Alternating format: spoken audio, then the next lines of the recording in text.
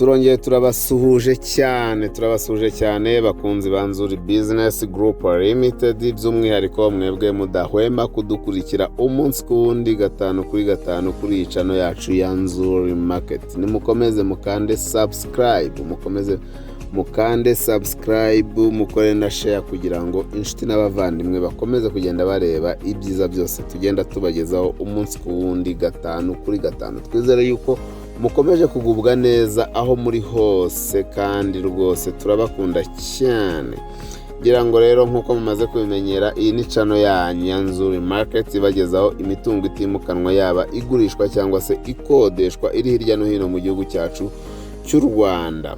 Nkuko rero mwakomeje kugenda mubibona ku mashusho, ahangaha tubabereye ni Nyamirambo, ahagana mu Miduha. Ni ahantu heza cyane kuri kaburimbo rwose. Ngira ngo muraza kugenda mubireba ko iyi nzu ni ya kabiri kuri kaburimbo, ariko niyo uhagaze muri kaburimbo uyireba neza imbere yawe, kubera ko umuhanda uva muri kaburimbo uyinjiramo. Iyi nzu rero ikaba iri mu kibanza kinini kabisa, kinini nkuko muri kubibona ku mashusho. Iki kibanza kikaba gifite ubuso bunini, cyangwa se bwinshi, kubera yuko murabona ifite parking nini cyane, ikagira jardin, ikagira ikindi kibanza ku ruhande kirimo insina. Ni ukuvuga ngo iyi nzu iri mu kibanza gifite ubuso bwa metero kare 800, hafi 1000 metero kare 800, bivuga ngo ni 20 kuri 40. Bivuga ngo mu by'ukuri ni ikibanza kirimo ibibanza bibiri hafi bitatu, bitewe nuko waba ushaka kugikata. Inzu rero iri muri iki kibanza ikaba ifite ibyumba 5, ikagira amatoilette 2, ikagira salon, salle à manger ndetse na cuisine yo mu nzu. Sibyo gusa kandi, kubera ko iki kibanza, iyi nzu ifite indi annex, ifite ibyumba 2, ikagira salon ndetse na cuisine mu nzu, hanyuma ikagira na douche na toilette zo mu nzu. Iyi annex muri kureba ikaba ikodeshwa amafaranga 150, hanyuma iyi nzu nini igakodeshwa amafaranga 300. Murumva yuko hose hamwe havamo 550, kandi ari mu kibanza kinini cyane, ushobora no kubakamwo indi nzu imwe cyangwa se andi mazu menshi, by'umwihariko kandi bikaba ari kuri kaburimbo. Ngira ngo rero nkuko muri kugenda mubibona, muragenda mureba mu nzu imbere, jardin mwayibonye twayiberetse, aha ni kwibaraza. Ofete muragenda mureba imiterere y'iyi nzu neza. Iyi nzu rero ni inzu nziza cyane, ni inzu nziza iri mu mujyi hagati, Nyamirambo, ahazwi nko mu Miduha, cyangwa se ushatse wahita n'ubundi ni mu murenge wa Nyamirambo, hegera ku Irebero, cyangwa se hafi cyane yo ku Irebero. Ni ahantu heza cyane, kandi haba hitegeye umujyi wa Kigali wose. Ngira ngo mu mashusho mwagiye mubibona, turaza no kongera tubibereke yuko ahantu hafite view y'umujyi wa Kigali hafi ya wose. Ni ahantu heza cyane kuri kaburimbo, kandi hari mu kibanza kinini, harimo amazu 2 yinjiza 550. Ndetse aha hantu kandi ikindi ntababwiye nuko aha hantu, bitewe n'ukuntu ari kuri kaburimbo, bitewe n'ukuntu iyi ni cuisine yo mu nzu, ngira ngo murayireba, bitewe n'ukuntu ari kuri kaburimbo, bitewe n'ingano yaho noneho y'ikibanza, ahantu ushobora no kuhakora business, nkukodesha abaturamo, ushobora gushyiramo guest house, ushobora gushyiramo biriya bintu byo gukora amakwe, ushobora gushyiramo byinshi, ushobora no gukuramo iyo nzu kubakamwe ama appartement, bitewe n'ukuntu ikibanza kingana, kandi ari hafi cyane y'umujyi. Nkuko mubimenyereye rero, Nzuri Business Group Limited tugenda tubagezaho ibintu byinshi cyane kandi byiza. Ni muri urwo rwego kandi tubafitiye website.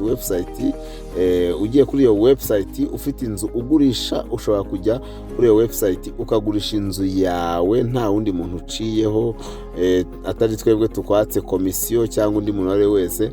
Ukajya kuri iyo website yawe, ugafunguramo account, ugafotora inzu yawe, ukayishyiraho, hanyuma ukishyura amafaranga 20,000, ugashyiraho nimero zawe za telefone kugira ngo inzu ibashe kujyaho. Hanyuma za miliyoni bari kuzaduhemba, nawe ukagira gute, nawe ukazirekipera.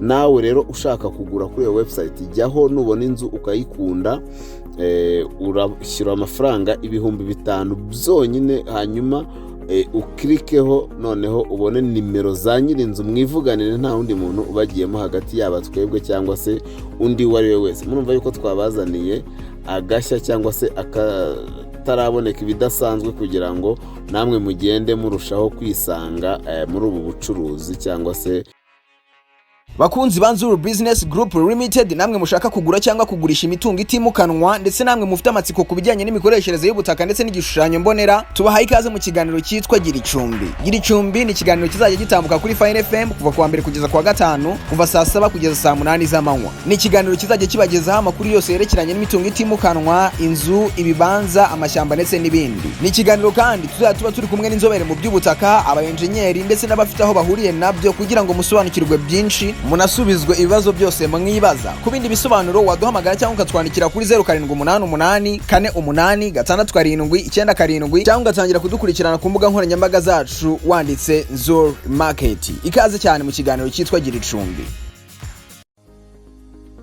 Turongeye turabashimiye cyane, ngira ngo mumaze kumva ako gapibriste, mwumvishe yuko kandi tubafitiye akandi gashya ko kugenda tusobanurira abakunzi bacu n'abanyarwanda muri rusange ibijyanye n'imitungo itimukanwa. Nimukomeze rero mukurikirane icyo kiganiro. Ngira ngo rero iyi nzu mwakomeje kugenda muyireba, mwabonye amashusho menshi agenda yibereka. Tubibutse yuko iyi nzu muyishaka mushobora kuduhamagara kuri za nimero zacu nkuko muri kuzireba, 0788 48 67 cyangwa se 0782 Si ibyo gusa kandi mushobora kudusangaho dukora hano ku Muhima kuri Yamaha, ugeze muri Feruje neza umanuka usa n'ugana Nyabugogo, ni etaje ya kabiri uvuye muri Feruje y'amatafari yanditseho Shema House. Dukora muri etaje yayo ya nyuma, umuryango wa mbere mu gikari. Si ibyo gusa kandi mwadusura ku zindi mbuga zacu nkoranyambaga arizo Facebook page, Twitter, Instagram, hose twitwa NZIZA Market. Nimukomeze mukande subscribe kuri channel ya NZIZA Market kugira mugende mubona ibyiza byose tugenda tubagezaho umunsi kundi gatanu kuri gatanu. Murabizi yuko iwacu muri NZIZA Business Group Limited umukiriya ari umwami rwose. Turabakunda cyane, tubaye ikaze bakunzi bacu beza.